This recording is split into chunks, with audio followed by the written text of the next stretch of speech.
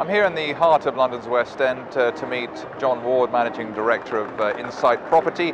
It's the one-year anniversary of his business, and I'm here to discuss what one of the UK's leading property consultants thinks of the real estate market at the moment.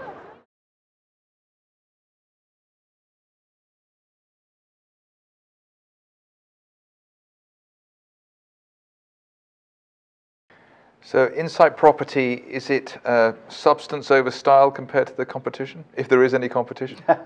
There is competition, without doubt, and I would say they're very much experienced. I wouldn't say it's substance over style.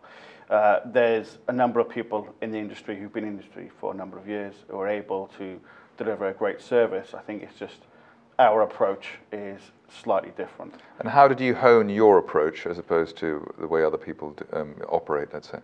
It was experience and learning from other people. So I was a property manager for 5 years. Then I worked for developers for 5 years. The last 3.5 years of that being within the Barclay Group and within the company, the operating company St. George. And it was really learning from the commercial people and how they went about it and how they thought, and one person in particular. And he was very, very clever and very astute. He would always let people talk and then right at the end ask a question and you just think, oh, I didn't see that coming. That's what I do. And so it was learning from that and watching how people work in a business, how they run the business, how they work with different hats on as well. Especially with developers these days, they've got the hat of developer, they've also got the hat of landlord as well. And they're two very different hats, but they still got a lot of responsibility and a lot of liability associated with both hats. So it's seeing them switch between the two and understanding how they do that, and then owning my understanding of how the industry works, the law around it, and the liability. I mean, my role in the last job was that to protect the liability of the company, both legally and financially, from maybe the managing agent's actions which weren't up to par. And so working again with both hats on as a developer and landlord taught me a lot. So you've seen both sides of the business. Exactly. An issue now, I think, as we go into the end of 2017, you're reading in the financial press that said the golden age of real estate may be ending after a number of years.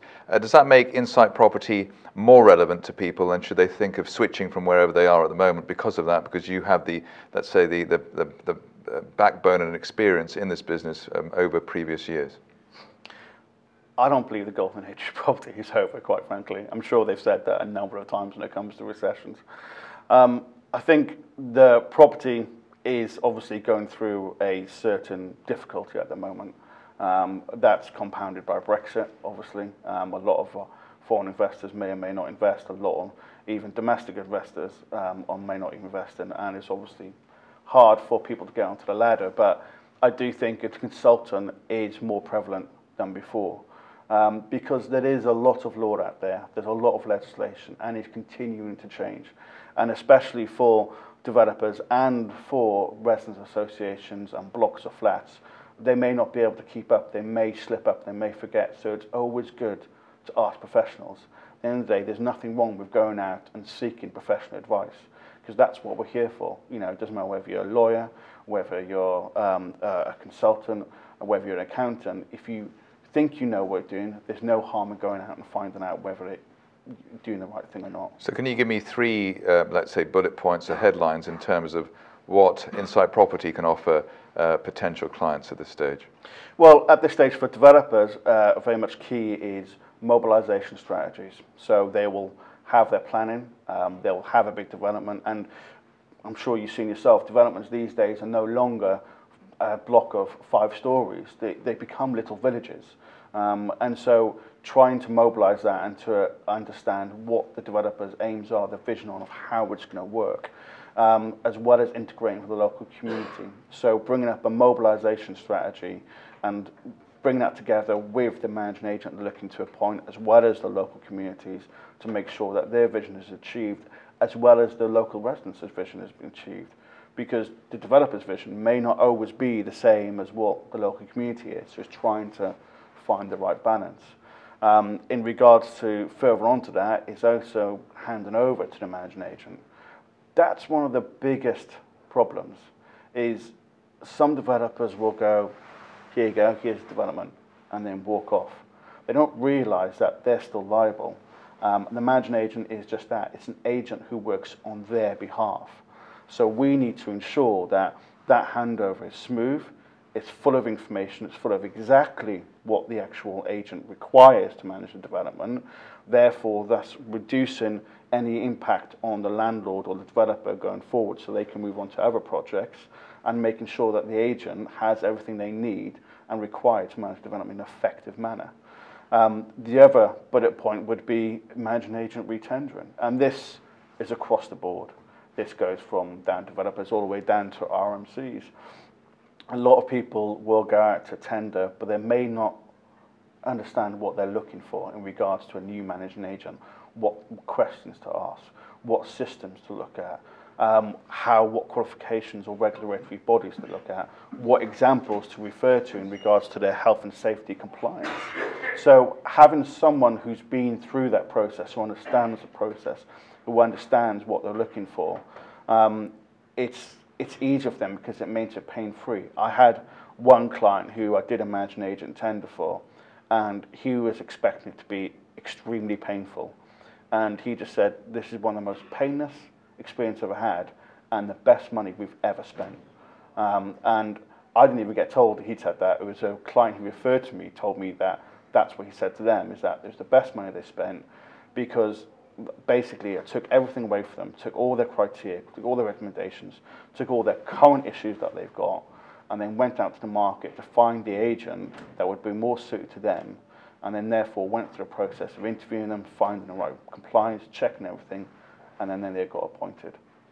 What was your motivation behind starting this business? Well, I've been in the industry for 10 years. I learned a lot over those 10 years from clients, from people I've worked for, from the industry as a whole. And I felt now is the right time, with a lot of changes with both the industry and the economy going on. I felt it may be a right time to actually venture out by myself. I seeked out advice from other people I've been working with, even other consultants as well, sat down with them, talked to them about what I wanted to offer to the industry, whether they felt it was a good idea or not, whether they felt there's any business out there. And they all said yes. Even the consultants who effectively, do similar things to me even said, yeah, there's a lot of work out there, you should go for it. And so I just felt, okay, let's do it, let's try it, and see what happens, have no regrets, and hopefully I'll be able to have a successful business which will be able to offer people services and advice, and give them a more clear idea of what's going on in what usually is sometimes a murky industry. Would you say that your clients and your own interests are more aligned perhaps than maybe with other partnerships or other situations? There's partnerships definitely with solicitors and surveyors. I work closely with them because there is a symbiotic relationship. There's certain things solicitors can advise on and they can't advise on because they're very much technical, where it's not really kind of strategic planning. And surveyors are the same, but at the same token, there's things that I don't know, and I'm happy to admit that, when especially when it comes to building surveying. If I meet a client and they say, right, John, you need to give us a strategy of how we're going to repair the external decorations, external blocks, I say, look, I can give you a strategy to a certain point, but at the same token, you need a surveyor in. I'm working with this surveyor or this surveyor. Let's bring them in, and we can work together on it. So there's a delegation process, yes. And there's a chain of command and a chain of information as well. There is, and there's an understanding of where your limit is. At the end of the day, I think a lot of problems arise from people trying to overstep their advice, trying to basically give them advice on something they don't really understand because they think they do. At the end of the day, I don't do that. I know where my limits are. I know where my limits, my knowledge is, and I know where the best place to go to get the correct knowledge if I don't know it.